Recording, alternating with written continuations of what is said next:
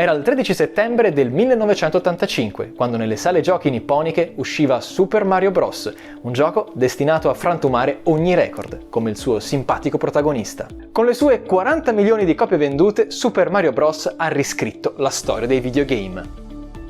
In realtà l'idraulico Mario era già apparso sullo schermo, ma in quel 1985 era tornato per portare la sua stella, e quella della Nintendo, ancora più in alto. Ma per comprendere questo importante capitolo dell'archeologia del videogame dobbiamo fare un ulteriore passo indietro e tornare al 1983, negli Stati Uniti. Oltreoceano, il mercato dei videogiochi offriva una sterminata gamma di prodotti, la maggior parte dei quali però di scarsa qualità.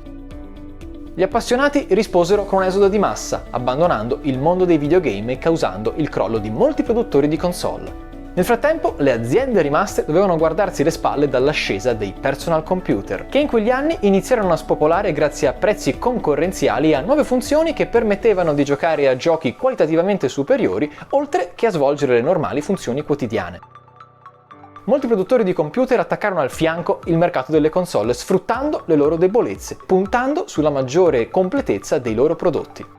Perché comprare una console che potrebbe distrarre tuo figlio dalla scuola quando potresti comprargli un computer che lo preparerà al college? Così recitava uno spot della Commodore.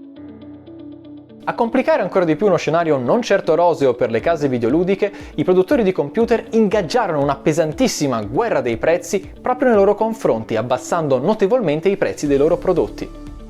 Molte aziende di console risposero con mosse suicide, come Atari, che era talmente convinta del successo del suo E.T., videogioco basato sul celebre extraterrestre, da aver preparato persino 5 milioni di cartucce, certi che il gioco sarebbe andato a ruba.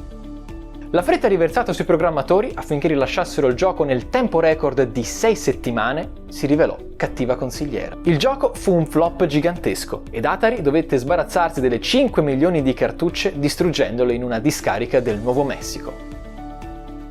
Il vento, insomma, era cambiato e c'era già chi preparava il funerale alle care vecchie console. Gli Stati Uniti dovettero cedere la corona al sollevante e molte case videoludiche furono costrette a dichiarare il game over. Dal Giappone, intanto, nel 1985, un simpatico ometto in tuta blu e coi baffoni era pronto a scrivere una nuova era, quella della Nintendo.